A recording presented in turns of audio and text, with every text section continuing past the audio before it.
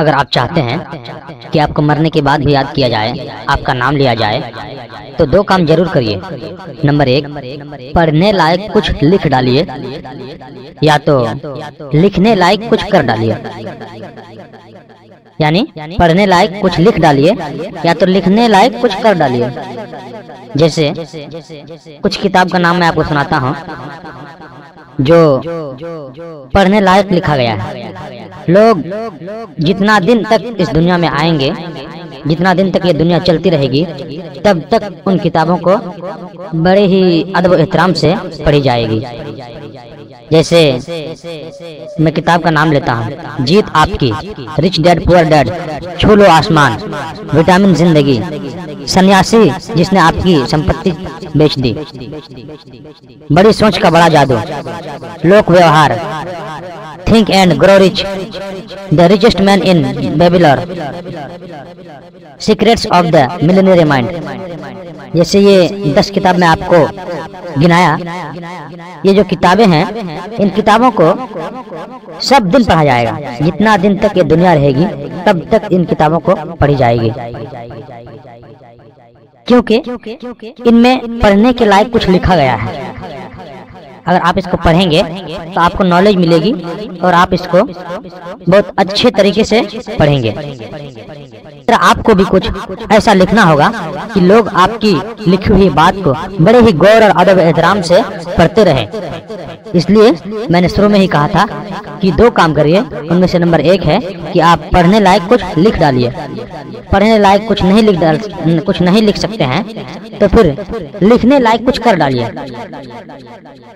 अगर आप पढ़ने के लायक कुछ नहीं लिख सकते हैं तो लिखने लायक कुछ कर डालिए। मतलब आप कुछ ऐसा काम कर डालिए कि लोग आपके इतिहास को लिखे कि हाँ आपने ऐसा काम किया है। इसी को कहते हैं कि लिखने के लायक कुछ कर डालिए। जैसे एरिक वाइनहेमर ने जो उपलब्धियां अपनी जिंदगी में हासिल की, ये एक इम्पॉसिबल सा लगता है, लेकिन इम्पॉसिबल दुनिया में कुछ भी नहीं है मेरे दोस्त। इम्पॉसिबल दुनिया में कुछ भी नहीं है। अगर एरिक वाइनहेमर चाहते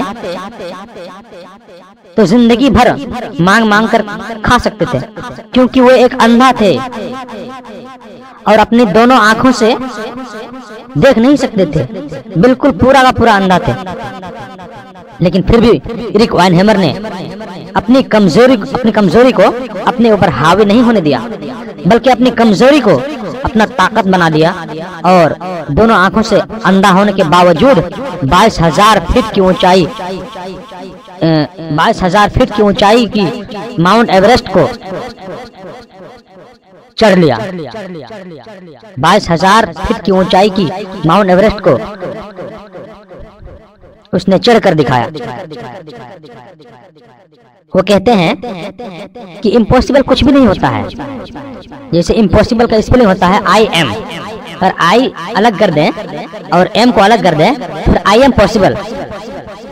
इम्पॉसिबल को अगर हम इस नजरिए से पढ़ने लगे कि आई एम पॉसिबल, यानी मैं कर सकता हूँ, ये पॉसिबल है, तो फिर इम्पॉसिबल नहीं रहता है, बल्कि आई एम पॉसिबल हो जाता है। इसलिए आई एम को इम्पॉसिबल से पॉसिबल के साथ से हटा दीजिए और इम्पॉसिबल को पॉसिबल बनाकर दिखाइए। एरिक वाइनहेमर ने बखूबी उसी काम को किया और आज दुनिया के लिए मिसाल बन गया। एरिक वाइनहेमर जो अंधा होने के बावजूद 22,000 फीट की ऊंचाई की माउंट एवरेस्ट को पार करके दिखाया और दुनिया में सबसे पहला ऐसा अंधा व्यक्ति बने जो माउंट एवरेस्ट को अंधा होने के बावजूद चढ़कर दिखाया। वो एक फिल्मी डायरेक्टर भी है और एक मोटिवेशनल स्पीकर भी। तो आपने सुन लिया कि एरिक वाइनहेमर अंधा होने के बावजूद अपनी जिंदगी में क्या क्या किए और अपनी कमजोरी को कभी भी अपने ऊपर हावी नहीं होने दिए। इसलिए एरिक वाइनहेमर ये बात कहते हैं कि इम्पॉसिबल कुछ भी नहीं है। इम्पॉसिबल को अगर हम पॉसिबल में बदलें तो ये मुमकिन है और बदला जा सकता है। जैसे खुद उन्होंने बदल कर दिखाया, तो इन्होंने लिखने के लायक कुछ कर दिया, कि लोग उनकी बातों को लिखे, अपने नोट्स में शामिल करें और रोज उन बातों को पढ़े। ये लिखने के लायक कुछ कर दिया।